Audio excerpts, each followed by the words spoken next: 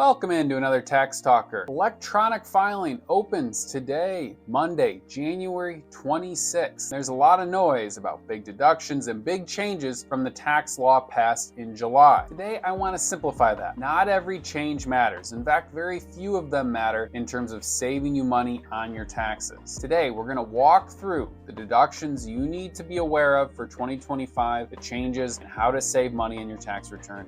Let's get into it. First, remember the big picture when it comes to deductions on your tax return. Above the line deductions and below the line deductions. Above the line deductions mean if it's applicable to you, you're going to get a deduction right away. Below the line deductions, aka itemized deductions, mean you have to be itemizing your deductions in order to benefit. You may have a home and deduct home mortgage interest, but it's still not going to matter if the total of your itemized deductions are not greater than the standard deduction you're automatically entitled to. Fortunately, most of the items that we're talking about today are above the line deductions, meaning if it's applicable to you, you got to pay attention because it can help save you money on your 2025 tax return. Let's get right into those. Let's start with the big headlines: the no tax on tips, the no tax on overtime. These will be reflected as deductions on a new Schedule 1A as above the line deduction. Let's take these one at a time. No tax on tips. There's already a box on the W-2, box 7, reporting tips subject to Social Security tax. This will reliably give you your total qualified tips for the year in terms of this deduction. Software may ask you something like, do you have other tips to report that aren't reflected in your W-2? If you're getting a lot of cash tips, that's a separate issue, both in terms of the deduction and other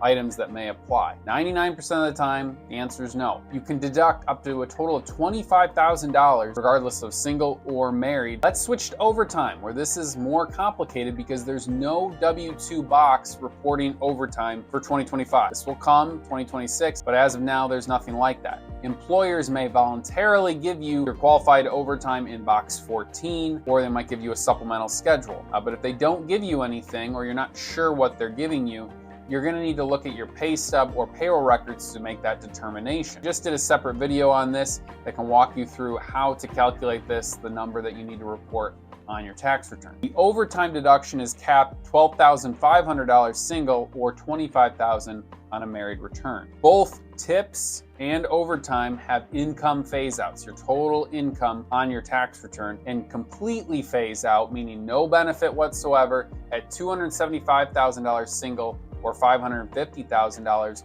married. So as long as you're below those second numbers, 275 or 550 married, you may get some benefit. You don't need to worry about these income phase outs. Your software is going to calculate it for you as long as you're providing them the total tips or the total overtime income. There's also the new senior deduction, that's $6,000. This is the so-called no tax on Social Security. It's a little bit of a misnomer. It's not actually connected to Social Security. All that needs to happen is you be 65 years or older as of 12/31/2025. If that's the case, you get $6,000 deduction. If you're a married couple, you could get $12,000 if both of you are 65. As long as you have your birth date right, software is going to calculate that for you.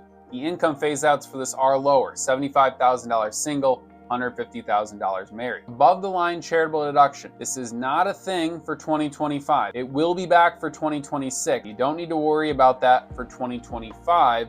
As long as you don't itemize, your charity will not help you on your federal income tax return. Now let's talk more about those itemizers. There was a big change here. So this is only if you itemize your deductions. There were not significant changes to mortgage and the charitable deduction. Big change though with the state and local income tax deduction, so-called SALT cap. That was capped at $10,000, effective for 2018 from the Tax Cuts and Jobs Act. That cap has been increased to $40,000 as long as your income is below $500,000. Remember, your state and local tax includes your state income tax, and it also includes your real estate taxes and the car tabs you pay on the value of your vehicles. If you want more information on itemizing and the cliff effect that this creates between itemizing and taking the standard deduction, be sure to check out my video on that. What this means in practice is that many people who may have thought of themselves as taking the standard deduction will need to revisit this, especially those in moderate to high income tax states. They're going to want to total up their mortgage interest, their charitable deductions, along with their state and local tax deductions. But those really are the big changes you got to be aware of. Most people hear big tax law, they assume there's really big new write-offs, there's big new tax credits. It's not the case here. This law